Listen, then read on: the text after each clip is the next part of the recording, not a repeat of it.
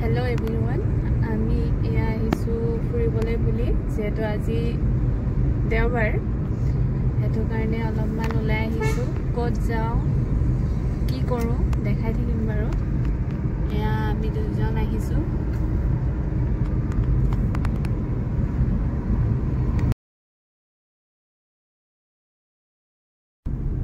আমি যেতিয়া ওলাই আহো তেতিয়া আমি লৈ আহো এটো বস্তু বাটত খাই খাই যাবৰ কাৰণে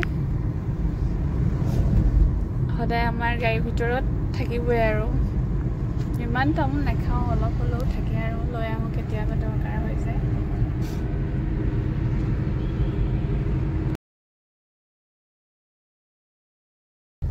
আমি আহি পালোহি পদুম পুখুৰী তেজপুৰ পদুম পুখুৰী এইটো হৈছে বহুত দিন বন্ধ আছিলে আজি কেইমাহমানৰ আগতহে খুলিছে আৰু ওপেনিং কৰিছে আৰু আমি এইটো ৰাস্তাইদি এতিয়া যাম আমাৰ ডেষ্টিনেশ্যনলৈ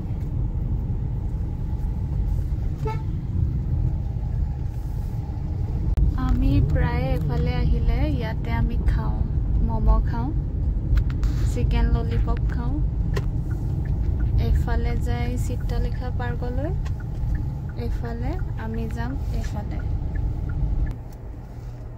আমি পালোহি আমাৰ ডেষ্টিনেশ্যন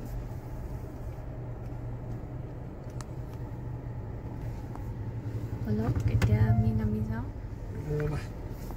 অকমান আগত পাৰিম ৰাখিব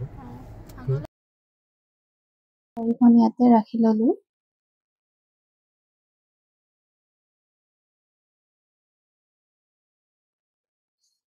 এয়া আমি কলৈ আহিছো আপোনালোকে নিশ্চয় ধৰিব পাৰিছে হয় এয়া হৈছে অগ্নিগড় আমি আহি পালোহি আজি অগ্নিগড় ইয়াতে ললে গাড়ী পাৰ্কিং ফিজ 30 rupees তাৰপৰা আমি আহিলো টিকেট কাউণ্টাৰত তাৰ পৰা আমি দুটা টিকেট ললো দুটা টিকেটত ললে 40 rupees তাৰপৰা টিকেট লৈ আমি আহিলো ভিতৰলৈ সোমাবলৈ বুলি ভিতৰত সোমোৱাৰ আগতে আকৌ টিকেট চেকিং কৰে তাতে এজন সিকিউৰিটি গাৰ্ড থাকে তেখেতে টিকেটবিলাক চেক কৰে চেক কৰাৰ পাছতে ভিতৰলৈ সোমাবলৈ দিয়ে এনেকে আমাৰ টিকেট দুটাও চেক কৰিলে চেক কৰি আমাক ভিতৰলৈ সোমাবলৈ দিলে এয়া আমি আহি পালোহি অগ্নিগড় এতিয়া অগ্নিগড় নামটো কিয় অগ্নিগড় হল দিয়া হল সেইটো আপোনালোকে নিশ্চয় জানে আমি জনামতে ইয়াত বানৰজাৰ জীয়েক উষা আছিল আৰু উষাৰ সুৰক্ষাৰ প্ৰদানৰ বাবে চাৰিওকাষে গড় বন্ধা হৈছিল আৰু তাৰ চাৰিওটা চুকত জুই জ্বলি আছিল সেইবাবে এই গড়টো কোৱা হয় অগ্নিগড় ইয়াতে উষা আৰু অনিৰুদ্ধৰ বিবাহও হৈছিল অনিৰুদ্ধ হৈছে শ্ৰীকৃষ্ণৰ নাতিয়েক মই জনামতে সেইকাৰণে এইখনৰ নাম ৰাখিলে অগ্নিগড় আপোনালোকে যদি ভালকে জানে জনাব হয়তো মোৰ ভুলো হ'ব পাৰে কিন্তু আপোনালোকে জানিলে জনাব এয়া আমি আহি বহুত ওপৰত পালোহি বহুতখিনি ষ্টেপ পাৰ হৈ আহিব লাগে বহুত ভাগৰ লাগি গৈছিল ইমান ভাগৰ লাগি গৈছে উপায়ো নাই আহিব লাগিব চাবলৈ আহিছো যেতিয়া আধা বাটৰ পৰাতো ঘূৰি যাব নোৱাৰি সেইকাৰণে আমি আহি পালোহি আৰু ইয়াৰ পৰা ধুনীয়াকে ব্ৰহ্মপুত্ৰখনো দেখা পায় ইয়াত সুবিধা আছে সৰু ল'ৰা ছোৱালীৰ বাবে খেলিবৰ কাৰণে ঝুলনা আছে আমি যদি এইফালৰ পৰা ভালকে ব্ৰহ্মপুত্ৰখন চাব বিচাৰো তেতিয়া ধুনীয়াকে চাব পাৰো সেইটো কাৰণে এইফালে আহিলেও ব্ৰহ্মপুত্ৰখন ইয়াৰ পৰা ভালকে চাবলৈ বুলি ইয়াৰ পৰা ধুনীয়াকে দেখা পায় ব্ৰহ্মপুত্ৰখন সঁচাকে বহুত এটা ভাল পৰিৱেশ তাৰপিছত ইয়াৰ পৰা কলিয়াভোমোৰা ব্ৰিজখনো ধুনীয়াকে দেখা পায় সেইখন হৈছে কলিয়াভোমোৰা ব্ৰিজ ইয়াৰ পৰা বহুত ধুনীয়াকে দেখা পায় এনেকে আমি ধুনীয়াকৈ পৰিৱেশটো উপভোগ কৰিব পাৰো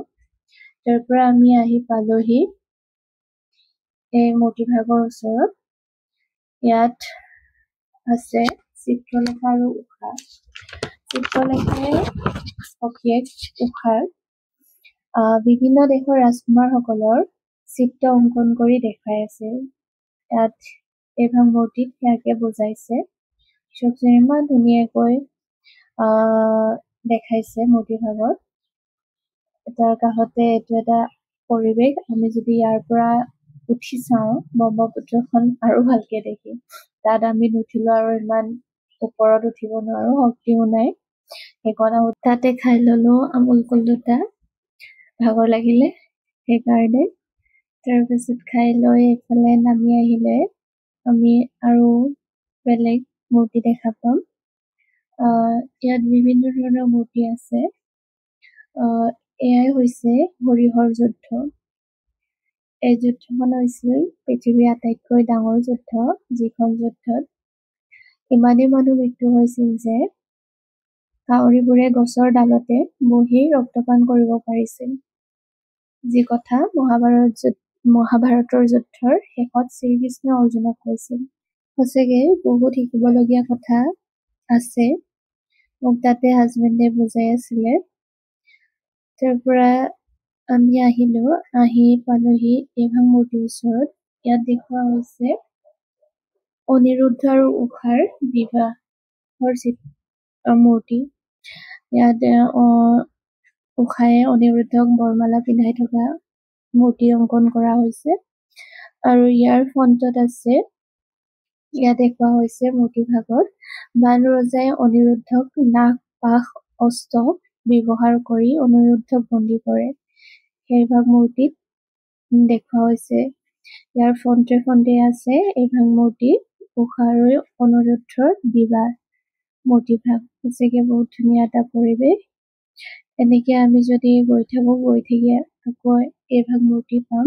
এই ভাগমূৰ্তি হৈছে চিত্ৰলেখাই অনিৰুদ্ধক হৰণ লুকি মায়াবিদ্যাৰে শুই থকা অৱস্থাতে দ্বাৰকাৰ পৰা হৰণ কৰি ঊষাৰ ওচৰলৈ আনিছিল। এই মূৰ্তি ভাগক তাকে দেখুওৱা হৈছে। তাৰ পৰা এনেকে আহি থাকিলে পাবহি এয়া এই ভাগমূৰ্তিৰ ওচৰত। ইয়াত আছে বান ৰজা আৰু মহাদেৱৰ মূৰ্তি। বান ৰজা আছিল মহাদেৱৰ পৰম ভক্ত। যিহেতু বান ৰজা মহাদেৱৰ পৰম ভক্ত আছিল, গতিকে মহাদেৱে বান ৰজাক শ্ৰীকৃষ্ণৰ পৰা ৰক্ষা কৰিবলৈ শ্ৰীকৃষ্ণৰ লগত মহাদেৱে যুদ্ধ কৰিছিল। আৰু সেই যুদ্ধখনৰ নামেই আছিল হৰিহৰ যুদ্ধ, যিখন আমি দেখি আহিছিলো ইয়াৰ আগত। চাওকচোন ইমান ধুনীয়াকৈ দেখাইছে। কিছুমান কথা হাজবেণ্ডৰ পৰা শিকিব পাৰিলো। সঁচাকে বহুত ধুনীয়া এটা পৰিৱেশ। আপোনালোকেও আহিব, চাবহি যদি চোৱাহি নাই, অগ্নিগড়লৈ যদি অহা নাই। মোৰ যদি কিবা কোৱাত ভুলো হৈছে, আপোনালোকে যদি জানে জনাব, মোৰ ভাল লাগিব তেতিয়া। এতিয়া আমি ঘৰলৈ বুলি উভতিলো। বহুত ভাল লাগিলে চাই, আৰু বহুত নজনা কথা শিকিবও পালো। সঁচাকে যদি আপোনালোকেও কিবা এটা মোৰ ভিডিঅ'টো চাই শিকিলে বা জানিলে, তেতিয়াহ'লে মোক কমেণ্ট বক্সত লিখি জনাব। আৰু যদি ভিডিঅ'টো চাই ভাল লাগিলে লাইক, কমেণ্ট, শ্বেয়াৰ আৰু ছাবস্ক্ৰাইব কৰি দিব চেনেলটো। এয়া আমি এতিয়া ঘৰলৈ যাওঁ আৰু আপোনালোকো আহিব। চাই বহুত ভাল এটা পৰিৱেশ তেজপুৰতে আছে এইখন অগ্নিগড়। আপোনালোকে নিশ্চয় আহিব। আজিলৈ ভিডিঅ'টো ইয়াতে সমাপ্ত কৰিছো। ধন্যবাদ।